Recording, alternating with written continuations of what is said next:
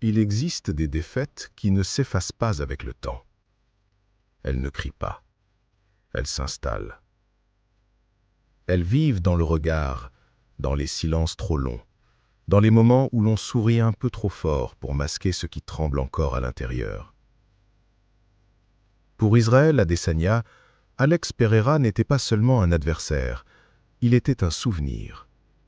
Un rappel constant que parfois, le talent ne suffit pas, que l'élégance peut vaciller, que même celui qui danse dans la cage peut tomber dans l'ombre. Perdre une fois, c'est une blessure.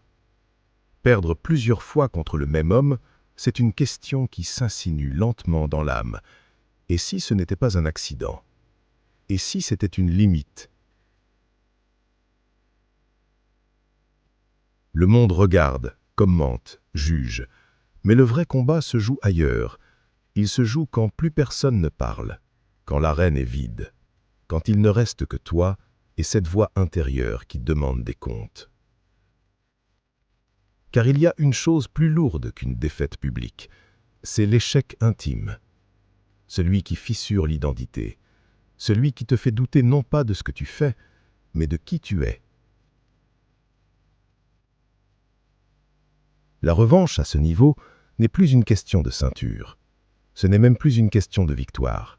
C'est une confrontation avec soi-même, avec la peur de revivre la même histoire, avec la tentation de forcer le destin au lieu de l'affronter en silence. Avant ce combat, Israël Adesanya n'avait plus besoin de prouver qu'il était fort. Il le savait déjà.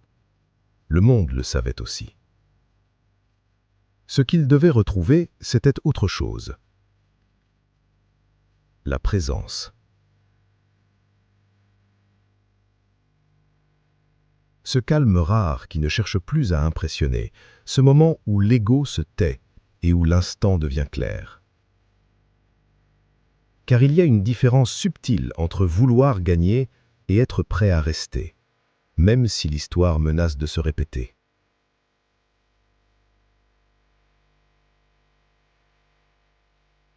Quand la revanche arrive enfin, ce n'est pas la rage qui guide ses gestes, ce n'est pas la colère, ce n'est pas la revanche telle que le monde l'imagine, c'est la lucidité.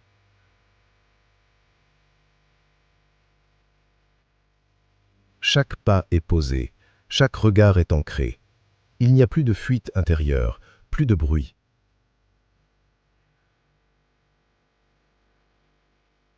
Seulement un homme qui accepte d'être là, exactement là où il était tombé auparavant. Et quand le coup arrive, il n'a rien de théâtral. Il n'est pas chargé de haine. Il est simple, précis, inévitable.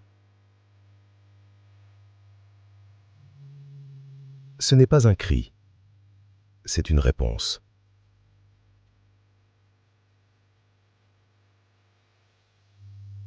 À ce moment précis, la revanche cesse d'être extérieure. Car la vraie victoire n'est pas d'avoir mis fin à Pereira, la vraie victoire est d'avoir mis fin au doute, d'avoir traversé la peur sans détourner le regard, d'avoir récupéré le droit de se tenir droit face à son propre reflet.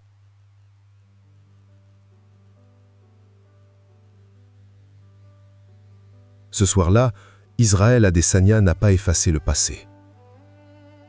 Il l'a intégré. Il n'a pas nié la chute. Il l'a transcendée. Et c'est peut-être cela le côté invisible du combat. Ce moment où l'on comprend que la plus grande revanche n'est jamais contre un homme, mais contre la version de soi qui croyait ne pas pouvoir revenir. Parfois,